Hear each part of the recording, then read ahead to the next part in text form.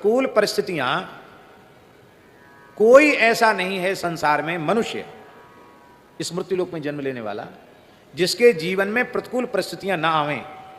हर मनुष्य के जीवन में प्रतिकूलता के क्षण आते हैं,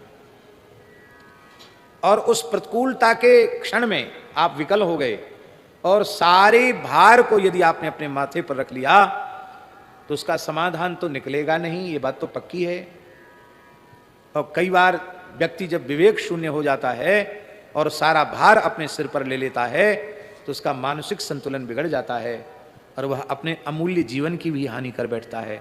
आपने देखा संकट में पड़कर कितने लोग फांसी लगा लेते हैं, जहर खा लेते हैं, आत्महत्या कर लेते हैं, गोली अपनी बंदूक की गोली अपने ही में दाग लेते हैं, आत्महत्या कर लेते हैं।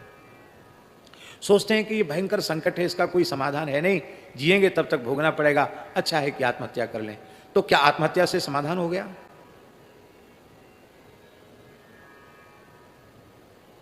आत्महत्या से समाधान नहीं हुआ,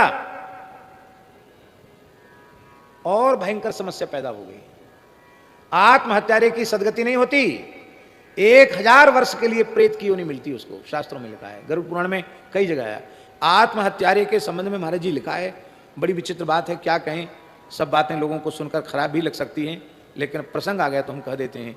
जो मनुष्य आत्महत्या करे वह अपने परिजनों के द्वारा संस्कार का अधिकारी नहीं है।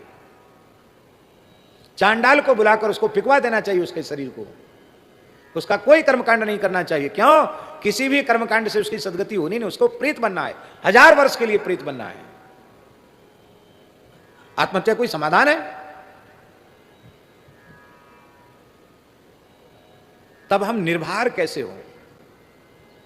सबसे उत्तम उपाय तो यह है कि ईमानदारी से भगवान के शरणागत हो जाओ। शरणागति ही जीव को निर्भर बना सकती है। हरिम जगाम शरणम उत्पातागम शंकिता, भगवान की शरण हो जाओ। भगवान की शरणागति निर्भर बना देती है। मान लो किसी में शरणागति का भाव दृढ़ न हो सके, क्योंकि शरणागति कोई छोटी मोटी चीज नहीं है। भक्ति से आगे की वस्तु है शरणागति, भक्ति से भी श्रेष्ठ वस्तु है प्रपत्ति, शरणागति। और शरणागति का भाव सुदृढ़ मन में न हो पावे तब उसका दूसरा उपाय है निर्भर होने का। वो मध्यम है, मध्यम कहो या तृतीय श्रेणी का कहो, उत्तम उपाय नहीं। उत्तम उपाय तो है भगवत शरणागति। शरणागत जीव यदि चिंता करता है, इसका मतलब है उसने भगवान का आश्रय ही नहीं लिया। आश्रय लेने के बाद फिर चिंता किस बात की?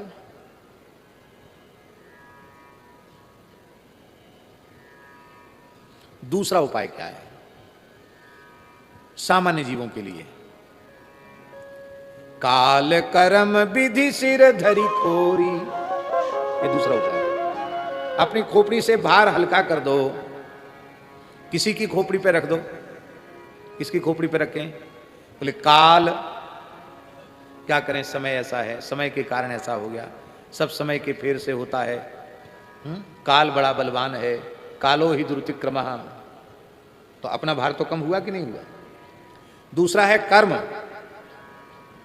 ये महाराज जी ज्ञान पूर्वक उपाय है। काल का चिंतन ये ज्ञान पूर्वक उपाय है। कर्म का चिंतन कि जो कुछ भी सुख दुख हमें प्राप्त हुआ है वो हमारे पूर्वकृत कर्मों का ही परिणाम है। क्योंकि वर्तमान शरीर से हमें प्रारब्ध कर्म भोगने के लिए मिले हैं, प्रारब्ध के अधीन ही यह शरीर मिला है। प्रारब्ध का निर्माण कहां से हुआ? संचित से एक अंश आया इस वर्तमान जीवन में भोगने के लिए, उसका नाम प्रारब्ध है और उसी को कहते कर्म। तो हमारे संचित कर्म ही ऐसे थे जिन कर्मों से इस प्रकार के प्रारब्ध का निर्माण हुआ। इसमें हम किसी को क्या दोष दें?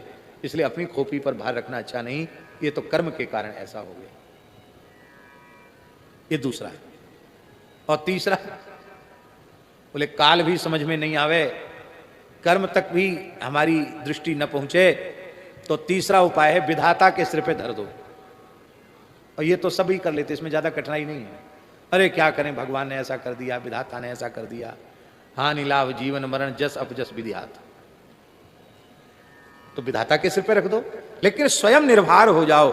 निर्भर नहीं होगे तो तुम्हारा शेष जीवन अभिशप्त हो जाएगा, व्यर्थ हो जाएगा, कुछ कर नहीं पाओगे।